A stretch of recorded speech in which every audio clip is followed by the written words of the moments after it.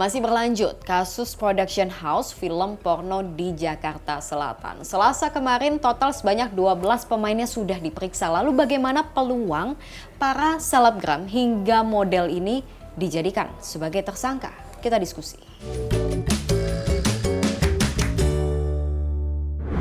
12 pemeran film porno lokal selesai diperiksa pada Selasa malam di Polda Metro Jaya. Hampir semuanya kompak mengaku dijebak oleh sang sutradara dan membantah kalau bayarannya mencapai belasan juta rupiah. Kenapa saya merasa dijebak? Karena di sini saya juga sebenarnya nggak tahu kalau itu bakal ada web dewasa. Dan bayarannya tidak semahal itu. Berapa? Ya, adalah tidak sesuai dengan Berapa? Sejuta, 2 juta, tidak sesuai dengan berapa? Kak Meli tadi sejuta, kakak berapa? Dari 1 juta sampai 2 juta. Itu berapa film, Mbak? Film atau satu hari? Satu hari.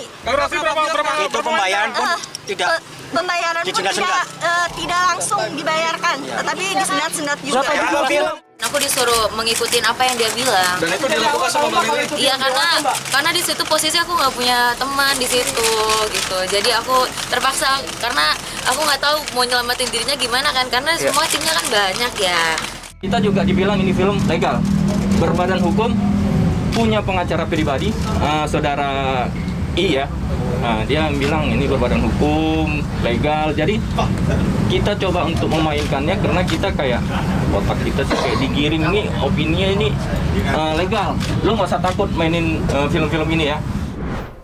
Jadi yang bisa dilihat di sini ada perbedaan keterangan antara para saksi pemain dengan si sutradara yang sudah terlebih dulu ditetapkan sebagai tersangka.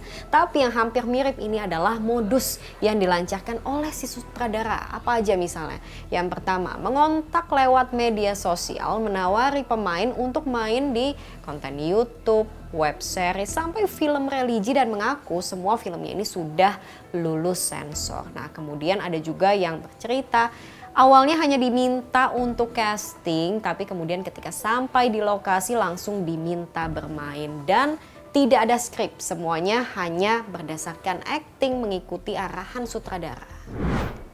Pertanyaannya, dari total 16 pemain yang 12 sudah diperiksa dan 4 lainnya masih menyusul pemeriksaannya, apakah status mereka sebagai saksi bisa dinaikkan sebagai tersangka? Walaupun mereka mengaku memposisikan dirinya sebagai korban, tapi kan udah ada jelas bayaran untuk masing-masing pemain ini.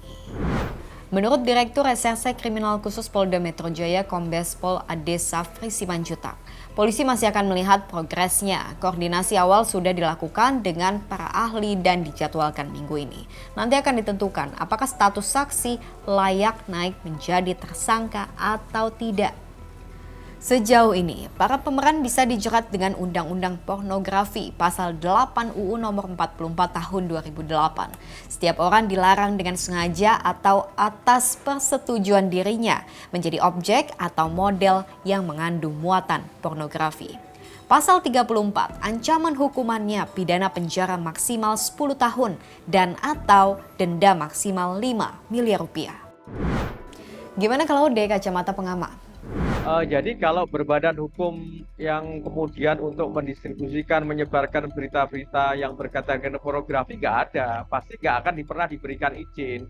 Karena memang itu perbuatan yang ilegal kan, perbuatan yang melanggar hukum kan. Sehingga tidak bisa kemudian hal itu dijadikan sebagai alasan memaaf atau pemaaf untuk tidak bisa dimintai pertanggungjawaban pidana, nggak bisa.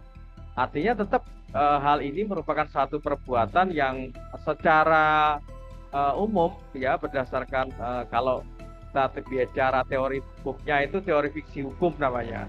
Jadi setiap orang harus dianggap tahu bahwa ada aturan hukum yang melarang penyebarluasan, pendistribusian ya, kemudian bahkan membuat adanya satu gambar, situs dan seterusnya yang berisi tentang pornografi tadi. Karena ini melanggar masuk dalam kategori tindak pidana kesusilaan namanya, itu dalam ranah hukum pidana. Batasan pornografi memang masih abu-abu. Apa sih yang termasuk di dalamnya? Pornografi adalah gambar, sketsa, tulisan, atau bisa juga bunyi melalui berbagai bentuk media yang dipertunjukkan.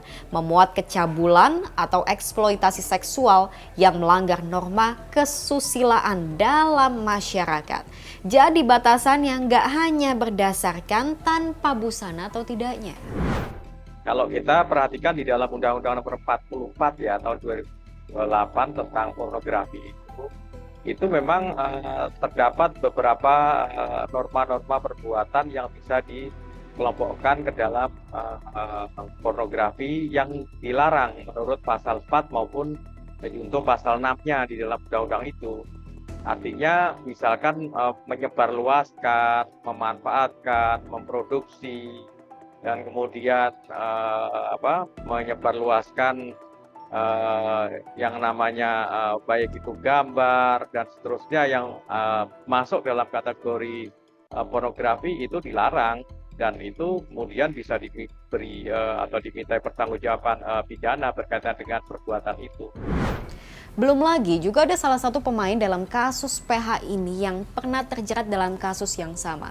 S misalnya pernah divonis 10 bulan pidana penjara dan denda 250 juta rupiah atas aksi vulgarnya di Bandara YIA Yogyakarta.